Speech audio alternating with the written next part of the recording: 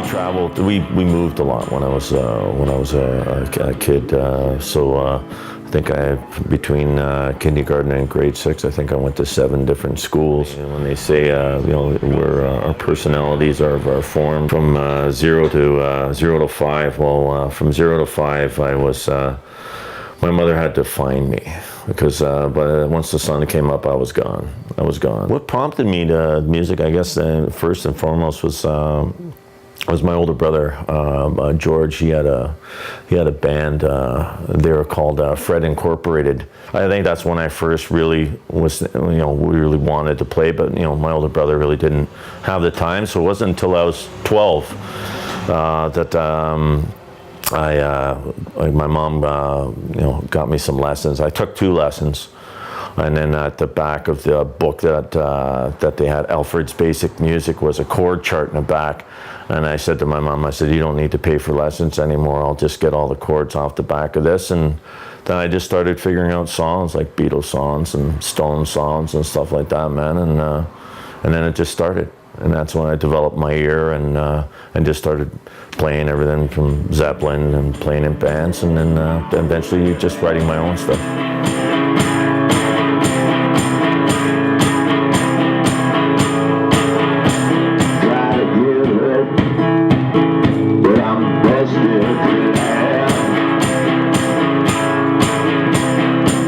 I started out with the Suitcase kick and playing my acoustic, and then I just went, man, it'd be nice to have the hi-hat. Do the kick on the kick would be on the 1 and the hi-hat would be on the 2, or sometimes just sparse and play with it, and then that's when it started with that, and I played in different bands with 3-piece, 4-piece, and 6-piece, and I just found it was just hard getting all those people together and keeping the same vision with things. And then I write all the time, so new material would come in, and then whether or not people wanted to play that new material. So with the one-man band, I only have to deal with myself when it comes to that. So if I write something today, I can play it that night. And I just enjoy it. I just think I have a lot of fun with it, and I think that's what goes out to the listeners when they see me play, is that they see that I'm enjoying it and getting into it, and then they kind of get into it, and it's a lot of fun.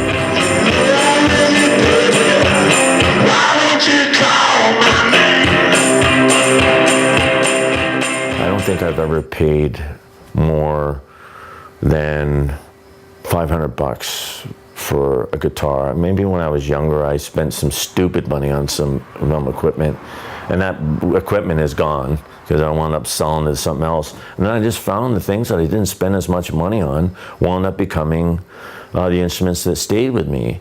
And then the whole homemade instrument thing with the Suitcase bass drum and stuff, that's how they used to make, when they didn't have the money, they made it. They made those instruments, and it just brings a whole other quality to it. And then it's not so much the price of the instruments; it's how you play it.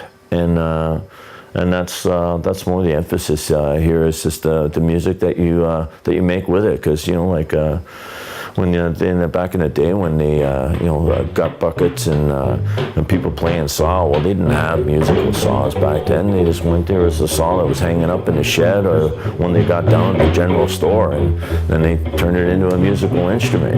It's I like the homemade. I think there's a lot more real involved with that than it's less contrived, I guess. When it comes to the homemade, it's more spontaneous. I don't sit down and try to write something that I think is going to be a great hook for something, or, well, that's a great line, because I just don't think that way.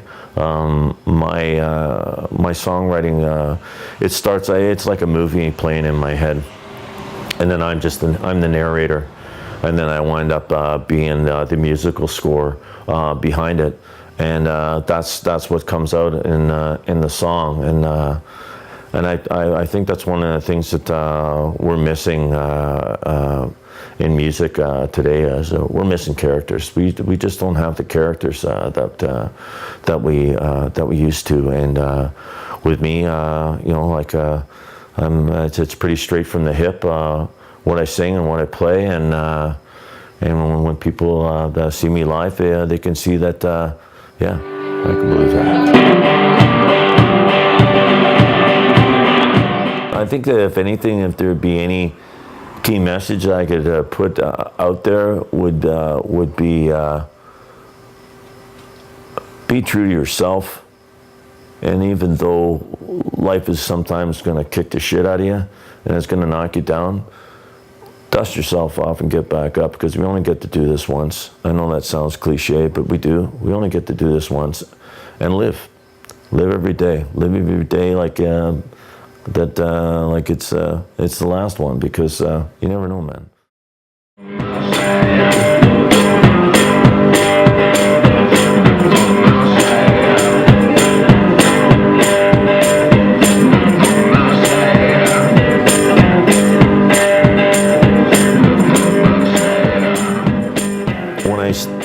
When I first started doing a one-man band, it was very much, it was still, I was getting out of, I still had trickles of my alt country and bluegrass, which I did for a while. I played in a jug band called the Kent Boys. I had a band, Town Hall Criers, and it was all very alt country and bluegrass type of music with kind of a punk edge to it. It had that high energy to it. And when I first started doing one-man band, that was still kind of there. And then I played with a band, like played with Cattle, and I don't know, that kind of sparked. I always had a blues influence, because I used to write R&B when I was first writing back in with a good friend of mine from 1975 till 1985. We wrote R&B songs. So it was kind of, I came back full circle to a blues, but with a more grittier feel to it.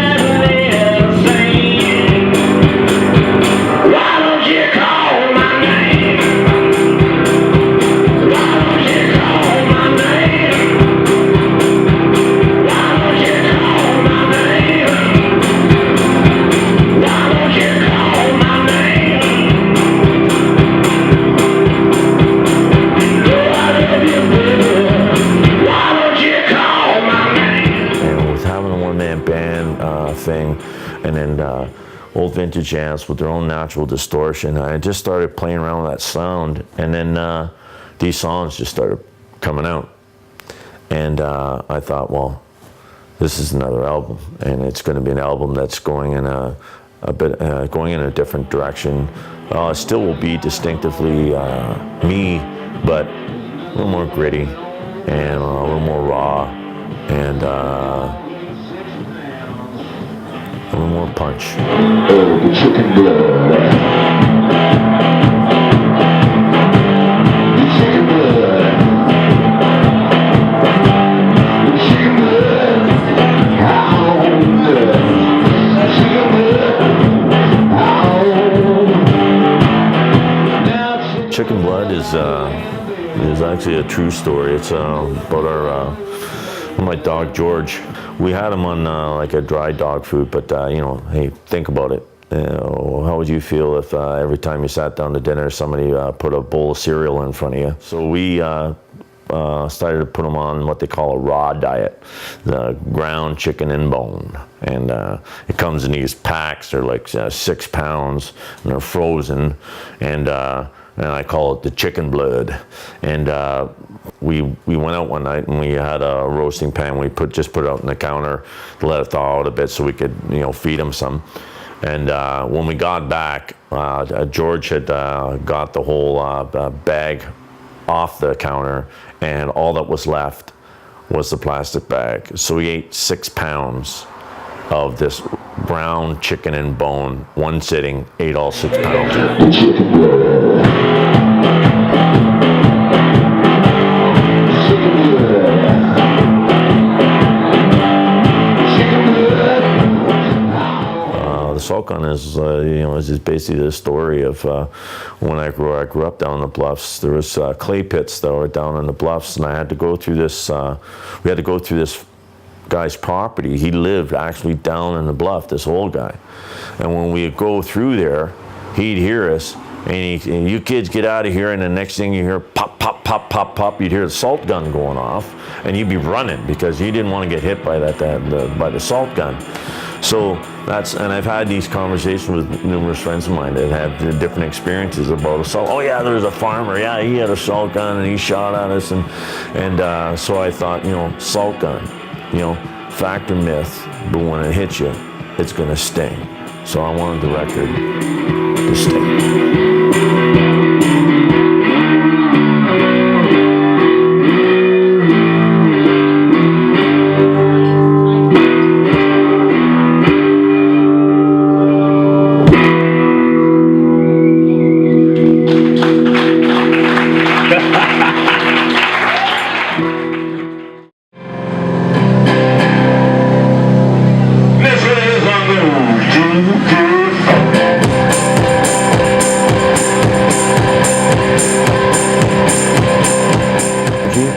But I always tell people, man, like whether there's 3 people in the room, 100 people in the room, 200 people in the room, 1,000 people, whatever, the show is always the same. I always try to put out that energy like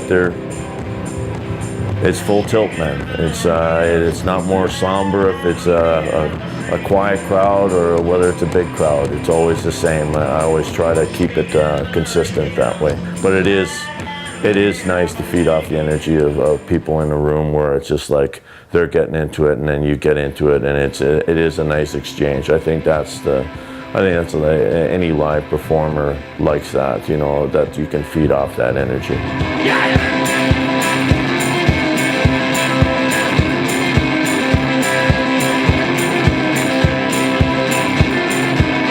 Look over the hillside, what's I see?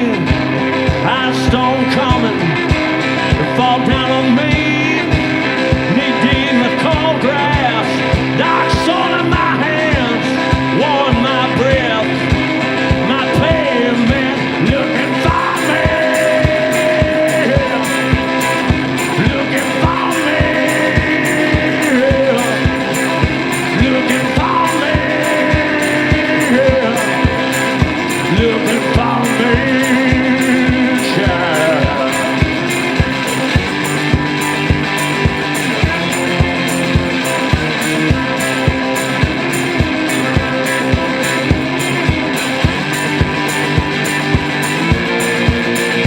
You know what? I really do like more the more like maybe 150 people in the place. That's why I've always enjoyed the Dakota. It's a nice room, man, and it's got a great vibe. It's just about drinking and music and dancing, and those are usually typically my more favorite rooms. Like the bigger venues, sometimes I just find it just kind of gets lost in this big room, and it doesn't seem as sweaty and intimate. You know what I mean? I think the whole juke joint thing, like I love that, man. It's just like you can see the people sweating out right in front of you, like, and dancing, and it just, the whole place is just like a hot box, man. And I like that energy a lot more. I like the smaller rooms, I have to say.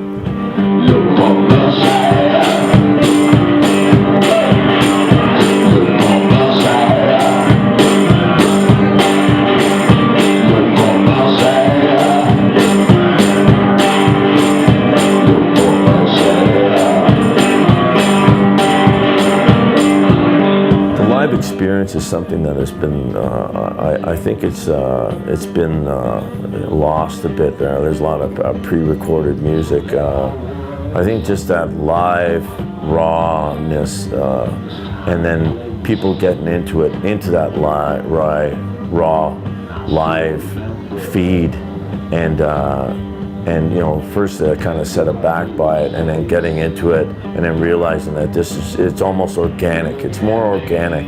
And, you know, they know it's nothing that's been pre-recorded or going through a Pro Tools or anything else like that. This is the real deal. This is the dude up there sweating, pushing out these songs with you know, 110% full passion, and people getting off on that passion, and their adrenaline flowing with it, and then us all just freaking getting right into it, man. I think come out to a show, and I guarantee you when you leave, you'll have a nice adrenaline boost and had a good time.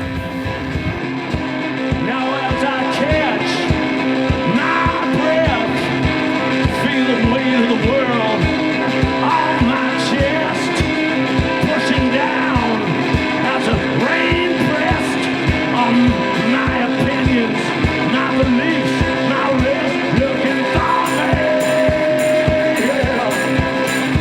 Looking for me, yeah.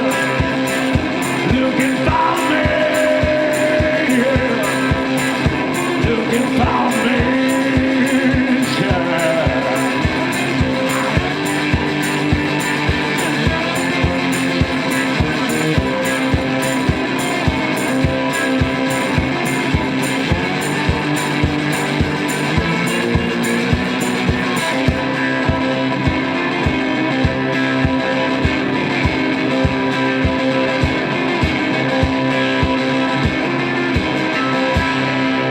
Thank you very much. My name is Bradleyboy MacArthur. Thank you so much.